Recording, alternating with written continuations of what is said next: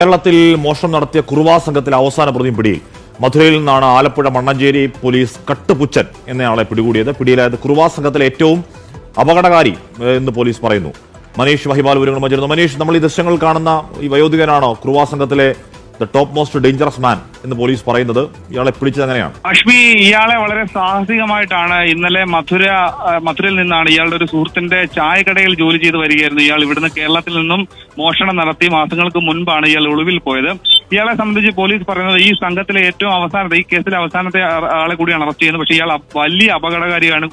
അതുകൊണ്ടാണ് ഇയാളെ പിടികൂടാൻ ഏറെ സമയം പോലീസിന് വേണ്ടി വന്നത്. ആലപ്പുഴയിൽ പുന്നപ്രയിലും മാരാരികുളത്തും മണ്ണഞ്ചേരിയിലുമാണ് ഇയാൾ മോഷണം നടത്തിയത്. പുന്നപ്രയിൽ അമ്മയും കുഞ്ഞും താമസിക്കുന്ന വീട്ടിലാണ് ഇയാൾ മോഷണം നടത്തി അവിടുന്ന് സ്വർണം കവർന്നത്.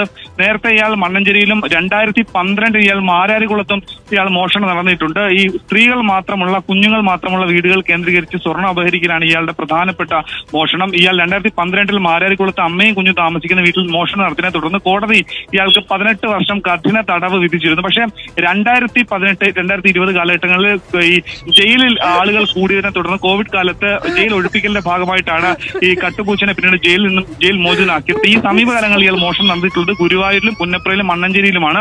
അങ്ങനെ ഈ മോഷണ പരമ്പരകളിൽ എല്ലാവരും പിടിയിലായിട്ടും ഇയാളെ മാത്രം പിടികൂടാൻ പോലീസിന് സാധിച്ചിരുന്നില്ല. പിന്നീടാണ് ഇയാൾ മധുരയിൽ ഉണ്ടെന്നുള്ള രഹസ്യ വിവരത്തിന്റെ അടിസ്ഥാനത്തിൽ